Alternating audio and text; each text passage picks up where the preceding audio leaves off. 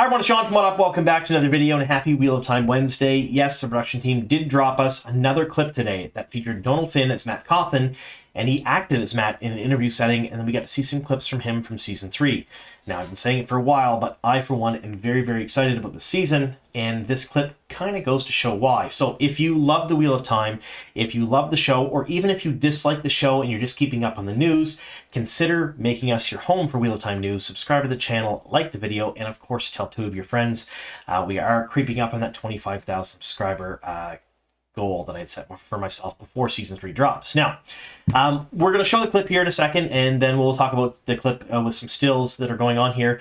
I, for one, was really pumped to see this because I have been saying for a long time that people are going to be excited about Season 3 because we're getting more Matt, we're getting more Perrin, and Donald Finn is an excellent Matt, and he showcases it very well. We're getting some of that cheeky, kind of off-the-cuff Matt that we got from the books in the 3rd season. I, for one, am here for it. All right, let's take a look at the clip right now. Well. It was only a matter of time, wasn't it? Well, go on then. Don't be nervous. No need to play coy. Yes, the rumours are true. I am indeed the horn blower. I did, in fact, blow the legendary horn of Valir at Fall, turning the tide of the battle. Oh, you want to thank me? Well, that's very kind. It's completely unnecessary of you. Oh, but you insist. A gesture of gratitude, if I must. Well, it's true that my station in life has changed, but at the end of the day, I'm a simple man of simple pleasures. A comfy bed, plenty of ale, cheeky game of dice, and the odds are in my favour.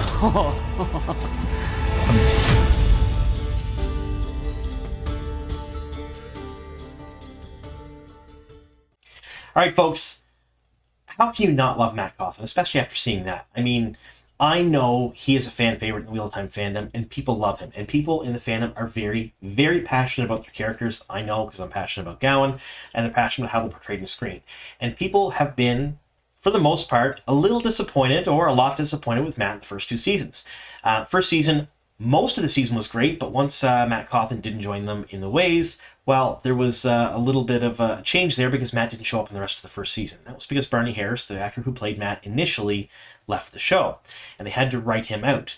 And those repercussions just kind of echoed all the way through Season 2, where they had to kind of shoehorn a plot with Matt in, and it, in my opinion, didn't work near as well for the characters I would like. We didn't see near as much as Matt as I would like, and it didn't really give Matt the character development he deserves. Now, seeing this clip of Matt from Season 3, I, for one, am totally pumped. I've been saying it for a while, folks. Season 3 is going to bring a lot of people back, and a lot of people back in different ways. If you like character development, if you like the fact that you're going to see more Matt and Perrin, this is the season for you.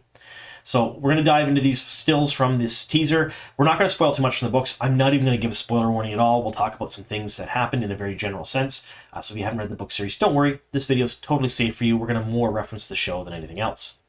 So this very first clip, this very first still, rather, Matt Cauthon's just has this big grin on his face, loyal in the background, looking flummoxed, and Bane and Chiad, small smirks, maybe, spears at his throat. This 100% is Maiden's Kiss, folks. If you don't know what that is from the book series, it is a game where Maidens of the Spear will hold a spear to somebody's throat. A bunch of them will hold spears to a person's throat, and they will kiss that person.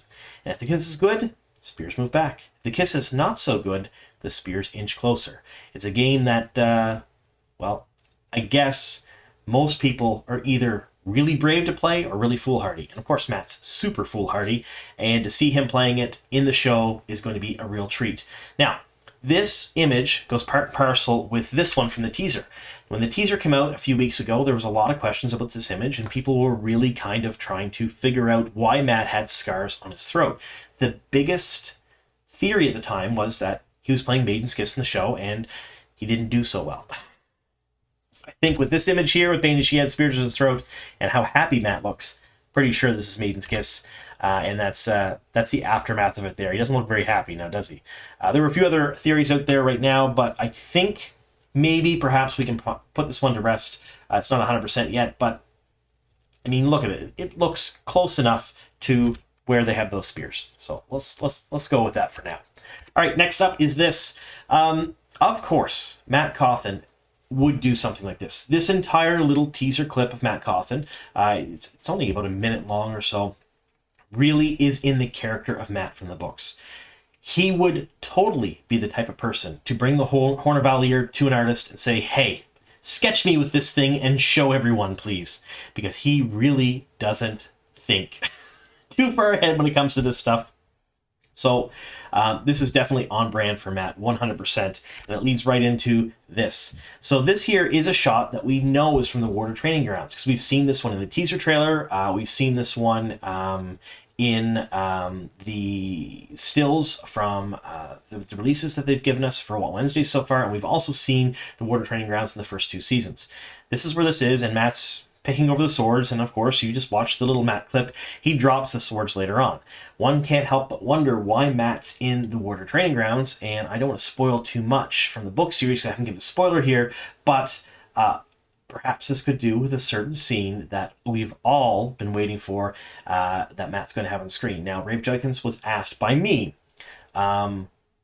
pre-season 2, actually, in a Q&A on X, if we would get to see this fight scene between Matt, Galad, and Gowan, where Matt picks up a quarterstaff and just thumps the crap out of the two Turcans, or the Turcan and the Daemodrid.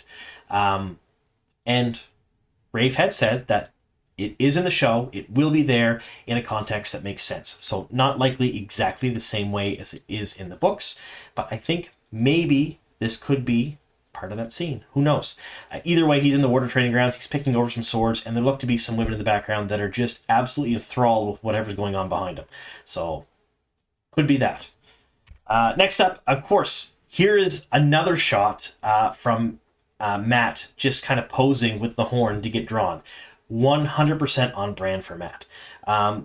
We can't really tell for sure where this is, but if you take a look at the background, you take a look at the architecture, the columns, the doorways and the shutters, this all screams Tar Valon to me. In every single shot we've seen in Tar Valon, it has pretty much the same aesthetic. And if you look out the window, you look at kind of the trees and the arches in the back there, this all screams Tar Valon for me. So this is him getting drawn by an artist. 100% something Matt would do. There's no way Matt would not do this, especially if it impressed some ladies. And that's the next shot we get. We get a shot of Matt, wherever he is here, impressing a woman by letting her hold the Horn of Valier, and probably spinning some tall tales to her. We don't really know the context of the scene, but it's 100% on brand for early Matt in the books. I can't see how anyone wouldn't be absolutely super pumped to see this on screen. Yeah, look at that grin. That is 100% a Matt grin. That's how I envision him, just kind of smirking when he's getting away with mischief in the books. I am, for one, very pumped to see how this is going to play out in the 3rd season, how much of Matt we're going to see. Now we're going to talk just a bit about Matt's character here. We'll go back here. We'll end on the Maiden's Kiss one. But I know for a fact that Matt is a big part of Season 3, and so is Perrin. There's multiple storylines. We're going to get into, I think, what we're going to see from Matt here in a second. There we go. Now we're probably going to do a little bit of spoilers here. So I'm going to give a spoiler warning up to Book 5, like we've been doing for the last few videos. That's the Fires of Heaven, because we're going to talk just a bit about Matt and his role in the books and what we may see in Season 3. Again, spoilers up to and including for the rest of the video. Fires of Heaven, that's Book 5 of The Wheel of Time, written by Robert Jordan. So if you haven't read the books, be forewarned. All right, so from what we've seen there, we see Matt play Maiden's Kiss. We see Matt being just a cheeky guy, doing anything he can for attention and fame, which he totally would have done in the books, and even using the Horn of Valier to impress a woman. I've seen a lot of different clips online, or people online, discussing how and when this fits into the storyline of Season 3.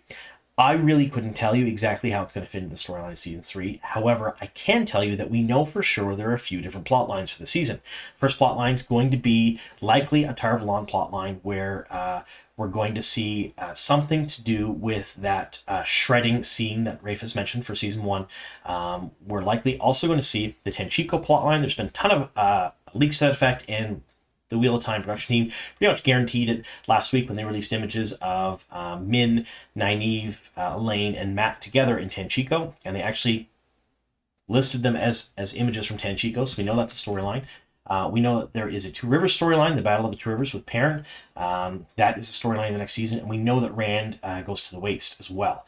That is 100% a storyline, and we've seen Egwene in the teaser trailer and other images that the production has released, that she's there with him.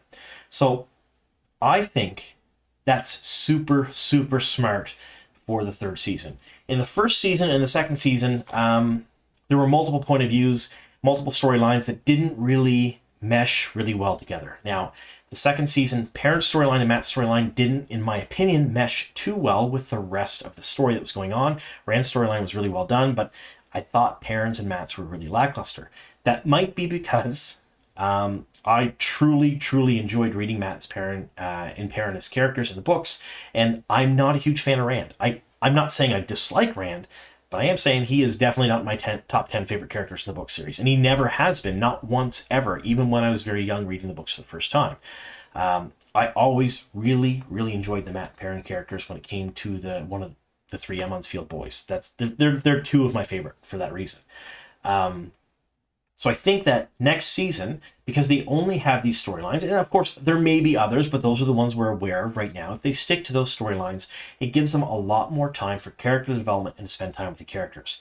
And from what we just seen of Donald Finn acting as Matt during that interview, I think they're going to do a really good job, at least with Matt so far, because he is literally, in my mind, the Matt Cauthon that I read in the books. That's the way he's kind of going on there.